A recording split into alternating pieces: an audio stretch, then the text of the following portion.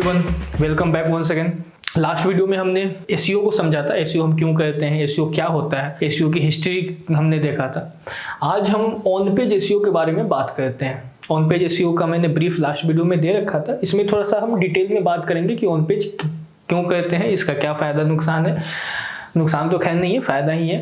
तो on page में क्या क्या चीज़ें होती हैं, जो मेजर चीज़ें हैं वो मैंने राइट डाउन करी हुई है। इसके अलावा भी कुछ चीज़ें होती हैं जो कि हम अगले वीडियोज़ में देखेंगे।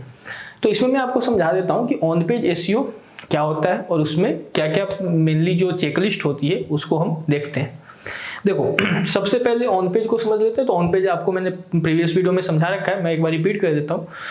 जो भी चीज़ें आप अपनी वेबसाइट पे करते हो to make your website users friendly as well as search engine friendly, ठीक है। यूजर्स को ज़्यादा हम प्रायोरिटी बेसिस पे रखते हैं, सर्च इंजन को हम उसके बाद रखते हैं, यूजर्स के बाद रखते हैं। ऐसा क्यों करते हो वो भी आपको मैं आगे बताऊंगा, ठीक है। तो whatever you do in order to make your website audience friendly as well as search engine friendly is known as on page SEO, as simple as that, ठीक है।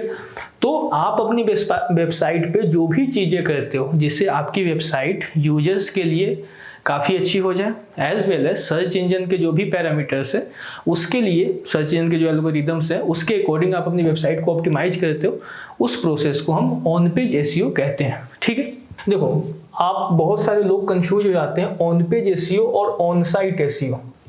आउट ऑफ 100 यू कैन से 100 लोगों से अगर आप पूछोगे on page SEO और on site SEO में क्या डिफरेंस है, तो 90% लोग जो होते हैं उसमें कंफ्यूज रहते हैं कि क्या। बहुत सारे लोग कहते हैं दोनों सेम ही है, बहुत सारे लोगों का अलग अलग यू कैन से अप्रोचेज है। देखो, ऑन पेज एसईओ जो होता है आपका वो पेज लेवल पे होता है, ठीक है। एक पर्टिकुलर पेज है, जैसे ये आपकी वेबसाइट है, इस वेबसाइट पे सपोज 100 पेजेज है, तो आप अलग अलग पेजेज का अलग अलग एसईओ करते हो। सेपरेट एसईओ होता है अलग अलग पेजेज, क्योंकि आप हर एक पेज को हर एक मतलब अलग अलग कीवर्ड पे रैंक करवाते हो, एक ही कीवर्ड पे आप हर एक पेज को रैंक नहीं करवाते हो, ठीक है। तो ऑन पेज एसईओ का सिंपल मतलब है कि आप पेज लेवल पे एसईओ करते हो। जो भी चीजें हैं, कंटेंट से लेकर ये जान जो भी चीजें मैंने लिखी है, जो भी हम आगे देखेंगे, तो सिंपल फंडा इसका ये है कि whenever you do SEO of a particular page is known as on page SEO. ये जो ऑन साइट एसईओ होता है, ये डोमेन लेवल पे जब आप काम करते हो, ठीक है, उसमें आपका, इसको हम ऑन साइट एसईओ कहते हैं। जैसे डोमेन लेवल पैरामीटर पे आप काम करते हो, जैसे आप साइट मैप, robot.txt फाइल वगैरह जो चीजें होती हैं, वेबसाइट की स्पीड, ठीक है। मेनली टेक्निकल एसईओ वाले एस्पेक्ट्स इसमें आ जाते हैं, पार्ट्स इसमें आ जाते हैं, ठीक है। तो आपको बस इतना समझ लेना है कि ऑन साइट एसईओ अगर कहीं पे लिखा हुआ है या इंटरव्यूज में मेनली आपसे पूछा जाता है, ओवरसीज कंपनीज का अगर आप इंटरव्यू देते हो या एमएनसीज वगैरह में, तो एसईओ के इंटरव्यूज में यह क्वेश्चन आपसे पूछा जाता है और बहुत सारे लोग कंफ्यूज हो जाते हैं। तो on page SEO page level पे आप करते हो, ऑन साइट एसईओ आप डोमेन लेवल पे करते हो, डोमेन लेवल पैरामीटर को आप ऑप्टिमाइज करते हो। आई होप ये चीजें आपको क्लियर हो गई होगी। अब हम आगे चलते हैं। ये robot.txt साइट मैप वगैरह क्या होता है, ये आगे के वीडियोस में आपको क्लियर हो जाएगा अगर आपको क्लियर नहीं है तो। Alright, so let's move. अब इसमें पहला जो है वो है आपका कीवर्ड एनालिसिस। देखो, अभी हम ऑन पेज एसईओ कर रहे हैं, तो पहला चीज हमें कीवर्ड हमें अपना पता होना चाहिए। Whenever we book a cab, okay, तो कैब में हमें अपना डेस्टिनेशन डालना होता है। अनलेस अनटिल हम डेस्टिनेशन नहीं डालेंगे, हमें पहुंचना है कहाँ पे ये हमें पता होना चाहिए। सेम वे अभी आप ऑन पेज एसईओ कर रहे हो, ओके, तो जब आप ऑन पेज एसईओ कर रहे हैं तो आपको अपनी वेबसाइट को कौन से कीवर्ड पे रैंक करवाना है, सबसे पहले आपको वो पता होना चाहिए। So keyword is the first thing which you have to identify in order to do SEO, on page SEO या ऑफ पेज एसईओ जो भी आप करो। तो पहला जो आपका चीज होता है वो होता है आपका कीवर्ड एनालिसिस, ठीक है। कि पहले आप कीवर्ड ढूंढोगे, ठीक है। अब आपने कीवर्ड ढूंढ लिया, अब कीवर्ड एनालिसिस की मैं अगला वीडियो जो बनाऊंगा वो कीवर्ड एनालिसिस की होगी, जिसमें मैं आपको डिफरेंट टूल्स बताऊंगा जिसके हेल्प से आप कीवर्ड एनालिसिस करते हो और किस तरीके से क्या क्या चीजें होती हैं जो हमें ध्यान में रखनी होती है while doing the keyword analysis of A website, okay. तो पहला जो काम होता है हमारा वो होता है कीवर्ड एनालाइज करना। कि सपोज आपने एक वेबसाइट बना लिया, देखो दो चीजें इसमें आएगी। पहला ये होगा कि अगर मान लो आपका कोई सर्विस है या प्रोडक्ट है, ठीक है, जैसे आप जूते बेच रहे हो, ठीक है, तो अब तो आप जूते बेच रहे हो तो आपको तो कीवर्ड जो है वो शूज के अराउंड ही लेना होगा, ठीक है। जो भी आपके डिफरेंट कैटेगरीज ऑफ शूज होंगे उसी से अकॉर्डिंग आप कीवर्ड लोगे और फिर उस कीवर्ड को आप देखोगे उस पर कितने सर्चेज वगैरह ये सारी चीज़ें हो रही है, इसको हम देखेंगे आगे। और दूसरा चीज़ जो होगा आपका वो, जैसे आप ब्लॉग लिख रहे हो, ठीक है, आपका एक ब्लॉगिंग वेबसाइट है। इस ब्लॉगिंग वेबसाइट में तो जब आप ब्लॉग के लिए कीवर्ड ढूंढना स्टार्ट करोगे, पहले आप ये देखो कि कौन से टॉपिक पे ज़्यादा लोग सर्च कर रहे हैं, कौन से टॉपिक के ब्लॉग्स को ज़्यादा पसंद किया जा रहा है, जिस पे यू कैन से रीडर्स ज़्यादा आ रहे हैं, ठीक है। तो उसके लिए आप कीवर्ड एनालिसिस करते हो और अकॉर्डिंगली ब्लॉग लिखते हो। ऐसा नहीं कि कोई आपने हाइपोथेटिकल सा एक कीवर्ड सेलेक्ट किया अपने मन में और उसी पे ब्लॉग लिख दिया। पहले आपको ये तो मतलब आपने एक ऐसा प्रोडक्ट बना लिया जिसको मार्केट में कोई परचेज करना ही नहीं चाहता, जिसको कोई देखना ही नहीं चाहता, तो फायदा नहीं, कंपनी डूब जाएगी। सेम आपने अगर किसी ऐसे टॉपिक पे ब्लॉग अपना लिख दिया है जिस टॉपिक को लोग पढ़ना ही नहीं चाहते, उसमें इंटरेस्टेड नहीं, तो सारा मेहनत बेकार है। तो ये जो है आपका, ये कीवर्ड एनालिसिस का आपका रूल होता है। इसको और डिटेल में हम अगले वीडियो में देखेंगे। इस सबकी मैं सेपरेट वीडियोस बनाऊंगा, एक टॉपिक की एक वीडियो या 2 टॉपिक का एक वीडियो कंबाइन करके मैं बनाऊंगा, ठीक है। तो keyword analysis is the first thing कि सबसे पहले आप कीवर्ड ढूंढोगे कि मैंने एक वेबसाइट बनाई है abc.in या .com। अब इस वेबसाइट को मुझे सपोज आपकी डिजिटल मार्केटिंग की कंपनी है, तो डिजिटल मार्केटिंग कंपनी इन दिल्ली, इस कीवर्ड पे मुझे रैंक करवाना है, या इसके अलावा जो भी कीवर्ड है उस पे मुझे रैंक करवाना है। तो सबसे पहला काम है कि आपका कीवर्ड का जो आइडिया हो वो क्लियर होना चाहिए। कीवर्ड आपने ढूंढ लिए, अब हम आगे बढ़ते हैं। कीवर्ड के बाद आपका आ जाता है कॉम्पिटिटिव एनालिसिस, कंपटीशन चेक करना उस कीवर्ड पे। देखो अब जैसे अभी हमने जो कीवर्ड लिया था डिजिटल मार्केटिंग एजेंसी इन दिल्ली या डिजिटल मार्केटिंग कंपनी इन दिल्ली, तो आप क्या करोगे, आप गूगल पे जाओगे और उस कीवर्ड को आप गूगल पे जाके you will deploy the keyword on Google search bar and here you will see the results। यहाँ पे आपको जितने भी रिजल्ट्स दिखेंगे पहले 2 पेजेस पे, ठीक है, उन रिजल्ट्स को आप ओपन करोगे, उन वेबसाइट्स को आप ओपन करोगे, उन वेबसाइट्स को आप चेक करोगे। बेसिकली आपको ये देखना है कि आपके कॉम्पिटिटर्स जो है वो क्या क्या चीज़ें कर रहे हैं, what are the best practices they are doing so that कि उनकी वेबसाइट फर्स्ट सेकंड पेज पे रैंक हो रही है। देखो नो वन इज परफेक्ट, कितना भी कोई भी वेबसाइट अच्छा हो, कुछ ना कुछ लूप होल्स होते हैं, ठीक है।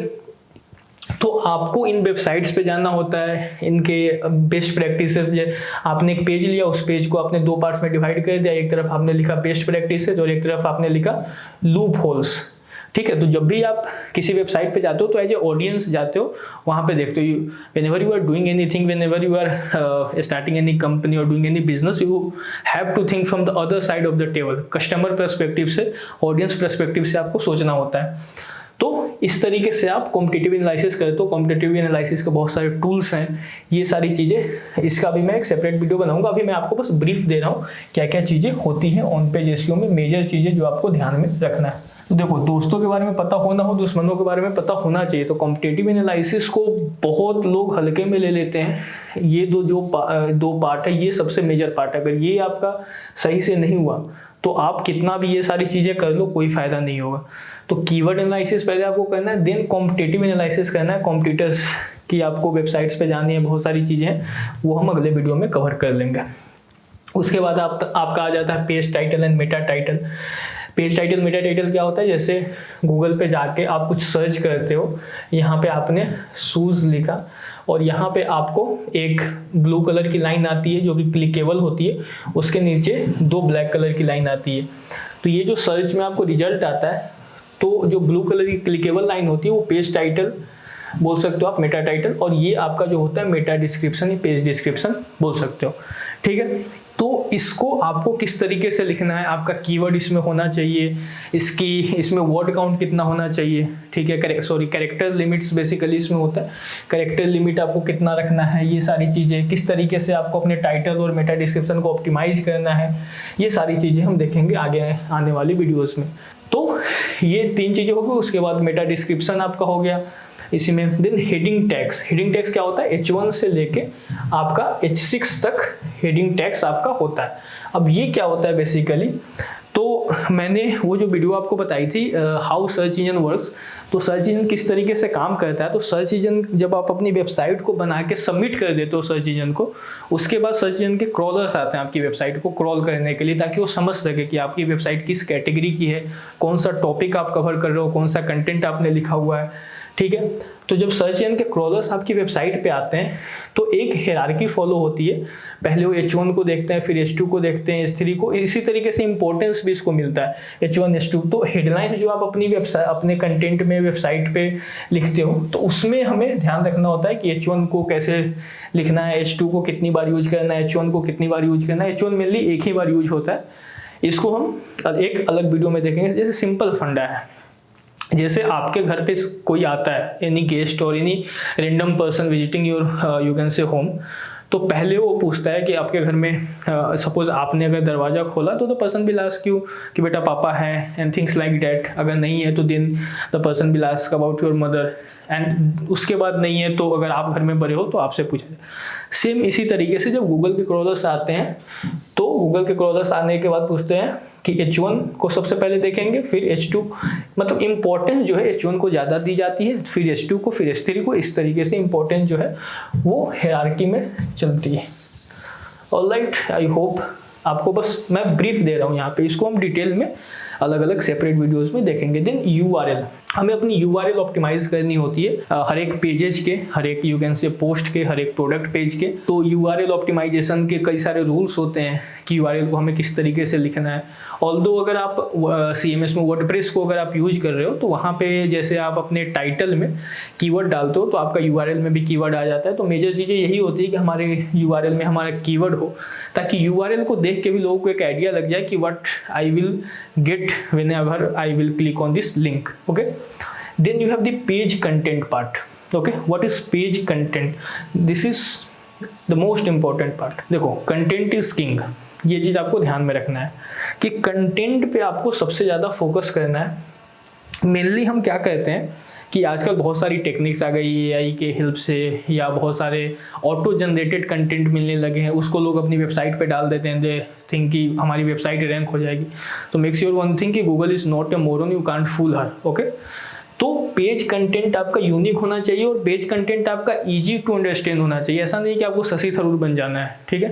तो Sudha Murthy, if you know her, wife of Narayana Murthy, Infosys के जो फाउंडर है, उनका एक इंटरव्यू में देख रहा था, and she was sharing a stage with Shashi Tharoor, and there she quoted one, you can say, sentence from her book, or I don't know from where। तो सिंपल उसका ये था कि आप इतना इजी वर्ड में अपने कहानी को, अपनी बातों को रखो कि सबसे जो यू कैन से किसी भाषा में किसी इंसान को अगर उसकी थोड़ी भी नॉलेज है तो उस बात को समझ पाए, ठीक है। तो आपको कंटेंट इजी लिखना है और इन डेप्थ कवर करना है। किसी भी टॉपिक को आप लिख रहे हो तो उसको इन डेप्थ कवर करना है, और एक ही पैराग्राफ में उसको नहीं लिख देना है, बाकायदा उसको आपको यू कैन से फॉर्मेट उसका होना चाहिए कि आपने हेडलाइन दिया, फिर उसके बारे में लिखा, फिर आपने सब हेडिंग्स में उसको डिवाइड कर दी। तो इस तरीके से लोग जब आपकी वेबसाइट पे आते हैं तो अगर एक ही पैराग्राफ में आपने सपोज 3000 वर्ड्स के एक कोई ब्लॉग लिखा हुआ है तो लोगों को वो उतना इंगेज नहीं करेगी एज कम्पेयर टू कि किसी यू कैन से टॉपिक को आपने डिवाइड करके लिखा हुआ है। जैसे एक 500 पेजेज का बुक आपको दे दिया जाए पढ़ने के लिए कि you have to finish this by you can say 2 day, okay, तो आप नहीं कर पाओगे। लेकिन वही 100 पेजेज की 5 किताबें दी जाए तो आपको लगेगा चलो इसको पढ़ लेते, फिर इसको। So this is human psychology basically. तो पेज कंटेंट वाले पार्ट को भी हम थोड़ा सा डेप्थ में कवर करेंगे अगर जरूरत हुई तो, ऑल्दो ये चीजें मेनली पता होती हैं लोगों को। Then add call to action. Add call to action क्या होता है? बटन्स बेसिकली जो आप अपनी वेबसाइट्स पे लगाते हो, ठीक है, क्लिक हेयर या लर्न मोर, इस तरीके का बटन्स बेसिकली दो इसके फायदे हैं। कॉल टू एक्शन और लिंकिंग को आप एक साथ ही समझ लो। कॉल टू एक्शन बेसिकली जैसे आपका एक पेज है, ये होम पेज है, होम पेज पे कोई आया, होम पेज आपका उसको उतना इंगेजिंग नहीं लगा, ठीक है। One thing more, page content में मैंने जो कोट बोला था आपका कि कंटेंट इज किंग, ओके, तो content is king but engagement is queen, okay, and lady rules the home, okay. तो ये चीज ध्यान में रखना, कंटेंट आपका किंग है बट एंगेजमेंट आना चाहिए, कंटेंट आपने कैसा भी लिखा हो, बट अगर इंगेजमेंट नहीं आ रहा है तो फिर आपकी सारी मेहनत बेकार है। तो सपोज आपका होम पेज पे कोई आया, होम पेज उसको उतना इंगेजिंग नहीं लग रहा है, तो अब वो क्या करेगा? अगर वहाँ पे उसको दूसरे पेज पे जाने का कोई ऑप्शन ना मिले, कोई बटन ना मिले, तो वो क्या करेगा? बाउंस बैक कर जाएगा। आप मोनोपोली नहीं क्रिएट कर रहे हो ना कि आप सिंगल पर्सन हो पूरी दुनिया में जो जूते बेच रहे हो। अगर किसी को जूता चाहिए, वो आपकी वेबसाइट पे आया और उसको वो चीज़ नहीं मिल रही हो, 2 सेकंड में बाउंस बैक कर जाएगा, ठीक है। तो आपको वेबसाइट को इतना ऑडियंस फ्रेंडली बनाना है कि अगर इस पेज पे उसको नहीं मजा आ रहा, तुरंत वो दूसरा पेज पे चला जाए। आपका बाउंस रेट नहीं बढ़ना चाहिए, ठीक है। एक पेज से दूसरे पेज पे जंप कर जाए। बाउंस रेट वगैरह क्या होता है हम देखेंगे आगे। तो जब कोई आपके पेज, वेबसाइट के किसी पेज पे आता है और वहां से वापस चला जाता है तुरंत, उसको बाउंस रेट कहते हैं मेनली, सिंपल लैंग्वेज में समझे तो। ओके, तो आपको बटन्स लगाने हैं ताकि ज़्यादा देर तक आपकी वेबसाइट पे वो रह सके। जैसे सिंपल है, आप एक, जैसे मान लो इस तरीके की एक शॉप है, ठीक है। यहाँ से रास्ता है इसके अंदर जाने का, ठीक है। यहाँ से रास्ता है, कोई अंदर गया, अब यहीं तक किसी को दिख रहा है, यहाँ से जब कोई अंदर जा रहा है यहीं तक दिख रहा है, लेकिन आपकी जो शॉप है इतनी बड़ी है, यहाँ पे भी आपके सारे जो प्रोडक्ट्स है वो आपने लगा रखे हैं, लेकिन यहाँ से तो वहीं दिख रहा है। लेकिन यहाँ पे मान लो एक बोर्ड लगा हुआ हो जिसपे लिखा हुआ हो कि टर्न लेफ्ट और टर्न राइट, इस तरीके का कुछ लिखा हुआ हो, तो आपके जो ऑडियंस है यहाँ से यहाँ भी चले जाएंगे। सेम हैपेंस विथ वेबसाइट, कि आपकी वेबसाइट पे अगर कोई आता है और अगर सही से आपने लिंकिंग नहीं की हुई है एक पेज को दूसरे पेज से, या आपने बटन्स नहीं लगाए हुए हैं, तो the person will bounce back. आपकी वेबसाइट पे जो इंगेजमेंट है वो कम हो जाएगी, और इंगेजमेंट कम होने लगती है, ज़्यादा लोग बाउंस होने लगते हैं, तो फिर गूगल आपकी रैंकिंग जो है वो डिक्रीज कर देता है। तो ये सारे फैक्टर्स है। तो कॉल टू एक्शन और लिंकिंग बेसिकली 2 तरीके के होते हैं, एक होता है आपका इंटरनल लिंकिंग, एक होता है एक्सटर्नल लिंकिंग। जब आप अपनी वेबसाइट के एक पेज को दूसरे पेज से कनेक्ट करते हो तो वो आपका इंटरनल लिंकिंग हो गया।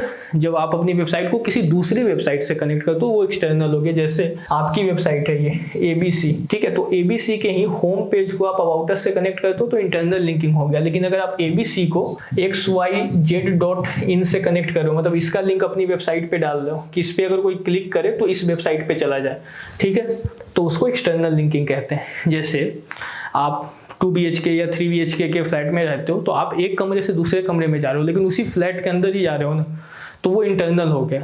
लेकिन आप अपने फ्लैट से किसी और के फ्लैट में जा रहे हो तो एक्सटर्नल हो गया। सेम यहाँ पे फंडा है। तो ये सारी चीज़ें, लिंकिंग का काफ़ी रोल है और लिंक्स किस तरीके से की जाती है। ऑल्दो ये टेक्निकल SEO वाले पार्ट में आता है। उसके बाद इमेजेज है आपका, ये दोनों आपके इमेज ऑप्टिमाइजेशन और लिंकिंग, ये टेक्निकल SEO में आता है। क्योंकि देखो टेक्निकल SEO का बहुत मोस्टली चीज़ें जो है वो ऑन पेज पे ही होती है, ठीक है। तो जैसे इमेज ऑप्टिमाइजेशन आप अपनी वेबसाइट पे ही करते हो, लिंकिंग आप अपनी वेबसाइट पे ही करते हो, तो बहुत जगह पे वो ऑन पेज में मेंशन होता है, बहुत जगह टेक्निकल में, लेकिन है टेक्निकल की चीज़ है ये। इमेज ऑप्टिमाइजेशन क्या होता है कि आप अपनी वेबसाइट पे जो इमेजेस डालते हो वो आपको पता है। सपोज ये इमेज आपने डाली है रेड फोर्ट की, ये आपने ताजमहल की इमेज डाल दी है, ये आपने सचिन तेंदुलकर की इमेज डाल दी है, ठीक है। तो ये आपको पता है कि ये रेड फोर्ट की इमेज है, ठीक है, ये इंडिया गेट की इमेज है, ताजमहल की है, सचिन तेंदुलकर की। गूगल को नहीं पता है। गूगल को ये पता है कि यहाँ पे इमेजेस लगी हुई है, क्योंकि इमेजेस जो होता है नॉन इंडेक्सेबल एट्रीब्यूट होता है। पहली बात तो ये कि वेबसाइट जैसे आपको दिखती है गूगल को वैसी नहीं दिखते। गूगल को बस कोड्स दिखते हैं, जो कोड्स होते हैं वेबसाइट के। तो गूगल को ये पता है कि यहाँ पे इमेज लगा हुआ है, क्योंकि IMG SRC करके कोड होता है एक, उससे गूगल को ये पता लग जाता है कि यहाँ पे इमेज लगी हुई है। But Google can't see that image, ताकि उसको आइडिया लगे। तो इमेज ऑप्टिमाइजेशन में हम गूगल को ये बताते हैं कि ये जो हमारी इमेज है ये किस चीज़ से रिलेटेड है, उसमें भी हम कीवर्ड अपना डालते हैं। ये सारी चीज़ें हैं जिसको हम कवर करेंगे ऑन पेज वाले पार्ट में। कीवर्ड डेंसिटी क्या होती है, कीवर्ड स्टफिंग क्या होती है, कीवर्ड को हम किस तरीके से कहाँ कहाँ यूज करना चाहिए, ये सारे टॉपिक्स को हम इसमें कवर करेंगे। तो आई होप ऑन पेज का जो मोटा मोटा था ये आपको समझ में आ गया होगा। अब सेपरेट वीडियोज आपके सारे टॉपिक्स के, keyword analysis, competitive analysis, page title, Meta description, आपका हेडिंग टैग्स, URL, ये सब के अलग अलग हम वीडियोज रिकॉर्ड करेंगे और आपको अवेलेबल करवाएंगे, ठीक है। तो आज के लिए हम इतना ही रखते हैं, मिलते हैं अगले वीडियो में। तब तक के लिए ख्याल रखिए, बाय।